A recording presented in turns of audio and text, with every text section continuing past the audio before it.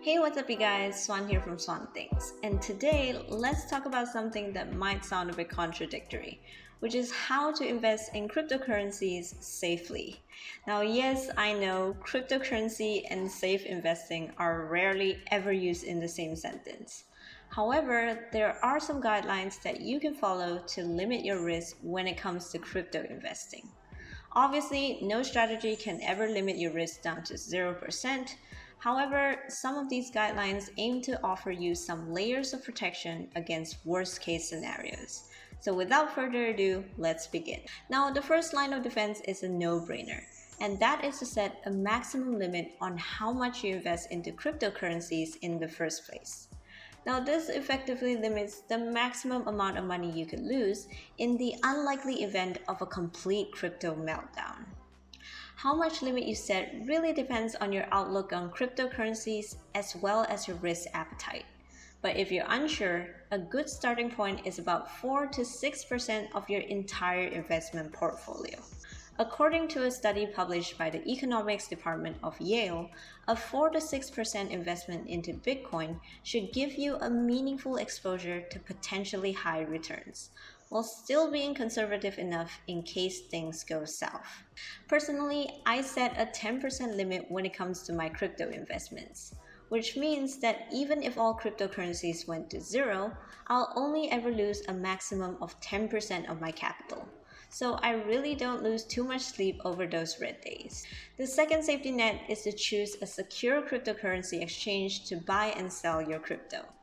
Now, after doing some digging, the best options in Malaysia are Luno and Binance. Without going into too much detail, Binance is superior to Luno in many ways, including lower fees, a better platform experience, a better spread, and thousands of cryptocurrencies available on the platform. However, Binance is not as user-friendly, but more importantly, it is not regulated by the Securities Commission of Malaysia. In fact, Binance is listed under the SC's Investors Alert list. Now, this is not to say that Binance is not trustworthy. It simply means that they did not bother to be approved, similar to TD Ameritrade and eToro for stocks. Having said that, Luno Malaysia is an easy-to-use platform that is fully approved and regulated by the Securities Commission of Malaysia, which is why I do recommend it for beginners. Even though the fees are higher and the coins are pretty limited, it's still a good option to consider, especially if you do not want the additional risk of holding and trading your cryptocurrencies on an unregulated exchange, especially when it comes to new investments like cryptocurrencies. After choosing an exchange, it's time to do some due diligence and understand what you're buying into. Now, I know Elon Musk, Shiba Inus, and rocket emojis can be really convincing arguments to buy cryptocurrencies. But maybe don't buy a whole bunch of coins without first understanding their basic functions. Now, I'm not saying that you have to extensively study their white papers. I mean, it's great if you could, but there are plenty of free resources out there that effectively condense all these complex projects into easy to understand summaries. But you can also get resources directly from the learning portals of the exchanges. The important thing to remember is to get your information from multiple sources and to beware of biases. There are a lot of people out there trying to shill their coins, overstating the benefits and potential of altcoins to earn a quick buck through pump and dumps. So if you're just starting out, I highly recommend you stick with more established cryptocurrencies like Bitcoin and Ethereum before moving on to altcoins. Only invest in something you understand and believe in, because as of the beginning of 2021, over 1,900 cryptocurrencies projects have completely failed. So please do your research. Once you've compared and decided on a cryptocurrency, it's time to decide when is a good time to make your first purchase. As you probably already know, the price of cryptocurrencies can fluctuate dramatically from day to day. While some see this as high risk, you could also see it as a potential to maximize your returns. As with any other investments, the ideal scenario is to buy low and sell high, which is easier said than done. Obviously, there is no magic formula, and some say it's impossible to try to time the market. However, I do use one simple technical indicator as a guidance to help improve my chances instead of just shooting in the dark. So the technical indicator I use is the 4 EMA chart, and I'll show you how I set this up on the Luno Exchange. For example, let us do this on the Bitcoin Malaysian Ringgit chart. So first, I'm going to change this into a 4-hour candle chart. And then I'm going to click on indicators and type in EMA and click on this first option 4 times to get it onto my chart. Next, I'm going to change the inputs to each of these indicators to 8, 13, 21, and 55 from top to bottom. And I'm also going to change the line colors to green, yellow, orange, red from top to bottom, and increase the line thickness as well so that it's more visible. So once you've done all this, go ahead and save so that the next time you log in, you can simply load up the template. Now that everything's set up, we can go ahead and identify the entry points. The great thing about this strategy is it's so simple. The entry point is the point at which all 4 lines form a pinch, and then after the pinch, all 4 lines should go up according to the color sequence green on top, followed by yellow, orange, red.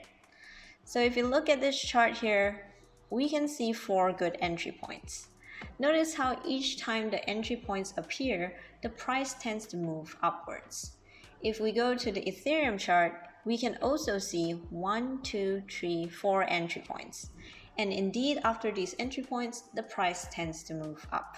The great thing about this 4 EMA chart is that it can also guide us on an exit or sell point.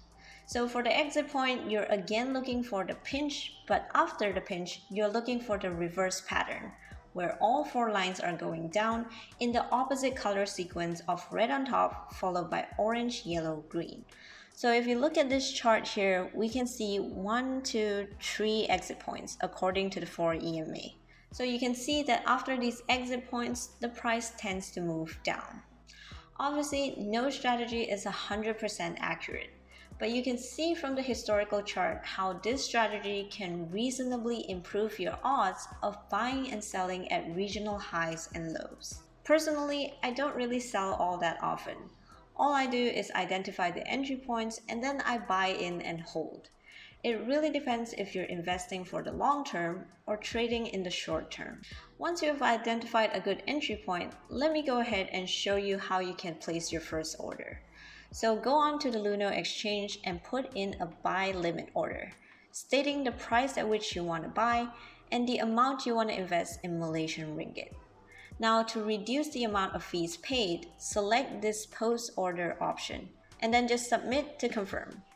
Since this is an open market, your order will only be completed if someone is willing to buy your crypto at your limit price. So if you find that your order is not filled after some time, it could mean that you have to up your limit price or just continue waiting. Do not overpay for a cryptocurrency than what you think it's worth. A little bit of patience goes a long way.